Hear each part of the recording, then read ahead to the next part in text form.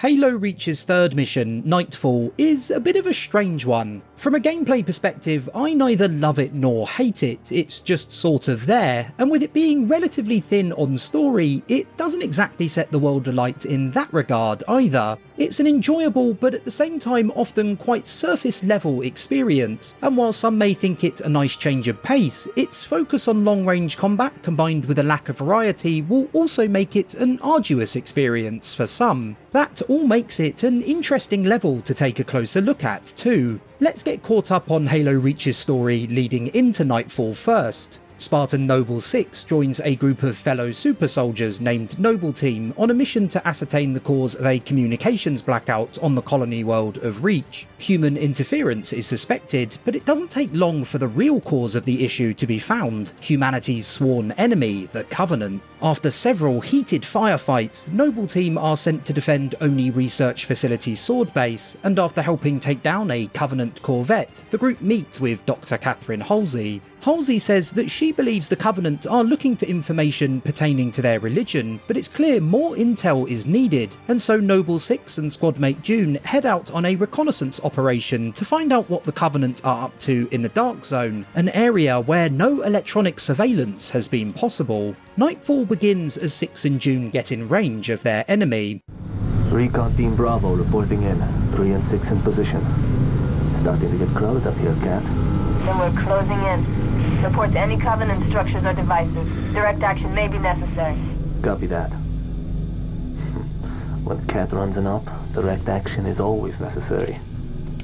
There are a few references to Halo Combat Evolved right off the bat. The chapter title, Too Quiet, is the second half of the phrase, It's quiet, too quiet, with the Silent Cartographer's midway chapter, It's quiet, making up the first part of it. You also start equipped with 56 bullets for your sniper rifle, far more than the 20 you are usually able to carry, much like in Combat Evolved's Truth and Reconciliation, where you also start with an abundance of ammo beyond that you'd normally be able to pick up. In fact, Nightfall feels very much like an homage to Truth and Reconciliation. Both are the third level in their respective games, and they are extremely similar in terms of atmosphere and aesthetic too. In Truth and Reconciliation, you sneak through mountainous terrain under cover of night while picking off Covenant from a distance with your sniper rifle, and in Nightfall, you do much the same. In my mind, there's a big difference between the two when it comes to level design in particular though. What I love about Truth and Reconciliation's first half is that while it may look like a sniper mission through and through, long-range assaults usually only work towards the beginning of encounters, after which you're often better off getting a little closer to the action. You enter an area, thin the Covenant's herd a little, and then get right in their faces to finish the job. Environments are laid out so that you can't simply kill everything from a distance as soon as you enter them and then head on your merry way. You have to put your skills to the test from multiple different ranges. By comparison, a lot of Nightfall's encounters seem to be set up with the express intention of you using your sniper rifle to complete most, if not all of them. You can melee these sleeping grunts at its very start, but it's easier just to kill them from a distance. There is absolutely zero reason to do anything different during the next larger firefight either. You're actually even guided to the best vantage point thanks to it being lit up like a macabre Christmas tree. The third group of Covenant you meet are a little closer to you to begin with, granted,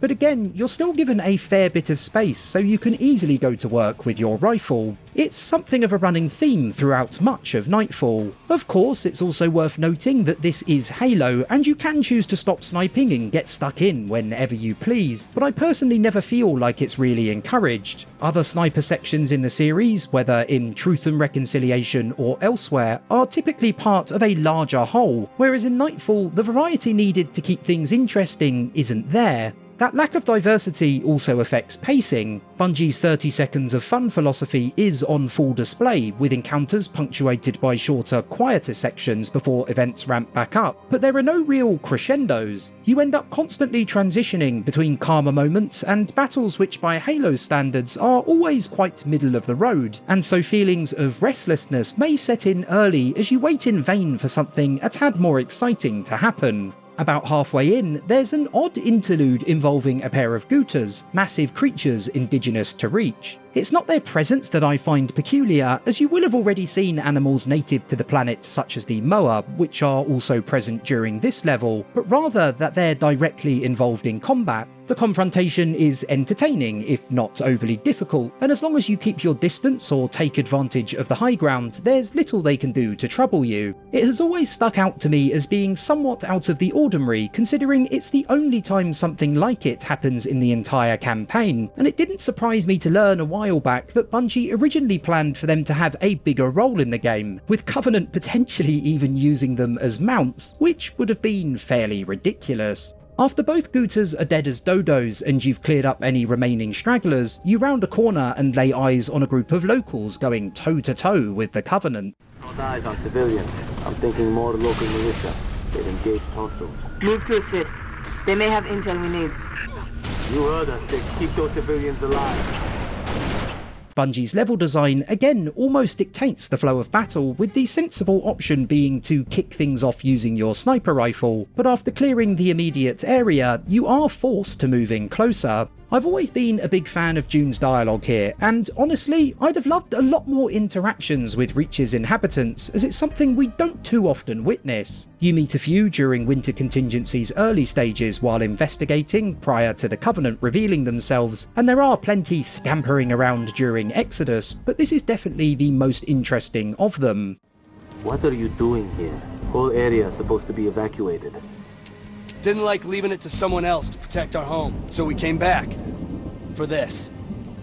We have them hidden all over the territory. You know, this stuff is stolen. What, you gonna arrest me? No, I'm gonna steal it back. There's still more work to be done in this area too, as you fend off waves of Covenant ferried in from every direction. I consider this to be part of one long encounter, beginning with you sniping up on the ridge, and it's by far the best part of Nightfall. You fight from afar, then you meet up with the militia and can choose your approach, whether that be battling at ground level or sniping from the rooftops. I dare say it's the part that feels most like playing a modern take on Truth and Reconciliation, so it's perhaps no surprise that it's also the most engaging portion of the level. Moving forward, June chats with one of the militia who mentions a dam. Nothing here but that lake. Road leads to a hydroelectric plant, but the gate doesn't work. On the ground? We use the riverbed to smuggle rations, weapons. Basically anything that you ever see considers contraband. Basically. Show us. You can later actually see that dam below you before entering the industrial buildings halfway through following mission Tip of the Spear, and further on in Nightfall you can also look down and see the bridge which gets blown up at the start of Tip of the Spear, along with the hill you push up immediately after. Bungie's work adding environmental consistency through backdrops has always been first rate, and these are two more terrific examples of it to add to the list. In the next area, you come across a Covenant stealth pylon, the source of the communications blackout. For the umpteenth time, you'll likely clear much of it from afar before moving forwards, and there's nothing featured here you haven't already seen during the rest of your time in the Dark Zone. At least, much like the rest of Nightfall, there's always plenty of weapons on hand for you to take advantage of, whether it's a rack of shotguns or one of the many rifles found lying beside deceased civilians. Fighting the hunters which arrive on the scene after June plants charges on the pylon is a good time too. They appear right by it, which means you have several turrets at your disposal, and so where they normally feel like a fairly fearsome force to be reckoned with, it isn't too difficult to finish them off. There is still one final encounter to go as you fight your way up a hill while ground troops and turrets all focus their fire in your direction. This is a good time to talk about atmosphere. As I alluded to earlier, Nightfall takes a lot of its cues from Truth and Reconciliation, and while there are definitely things Combat Evolved's take on the concept does a lot better when it comes to gameplay, I think with regards to setting a mood, Reach's rendition is well executed too. Dead bodies can be found all over the place, which makes exploring many of the areas and especially buildings an eerie experience, and there is a constant feeling throughout that you're on the verge of finding something horrifying. The music fits the tone too. Most of the tracks used are quieter, more down-tempo affairs, which fit well with the action on screen. There is only a single track used which is a little more upbeat, and it's the variation of Lone Wolf which plays during this final encounter. With this last area free of Covenant, Nightfall reaches its end as Noble Six and June make a shocking discovery. Jackpot. Transmitting visual. You've seen this, Cat? Confirmed. Receiving Nova 3 and Nova 6 live visual of a Covenant strike force. It's no strike force. It's an invading army.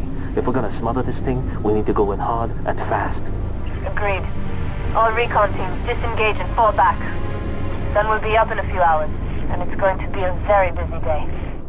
Nightfall is a level which is memorable for its aesthetic and tone, but which never takes that extra step needed in gameplay terms for it to be something special. Encounters are entertaining enough, if a little too sniper focused. However, most of them would be improved with increased longevity and more variety included within them. As I so often say, Halo Reach is perhaps the most solid game in the series, in that all of its missions are at the very least serviceable and none are offensively bad, but at the same time, Nightfall isn't one I ever get particularly excited about revisiting. Thanks for watching the video, boys, girls and Spartans. If you had a stealthily good time, do consider liking, subscribing and letting me know your thoughts regarding Nightfall, and fingers crossed we'll see each other again soon.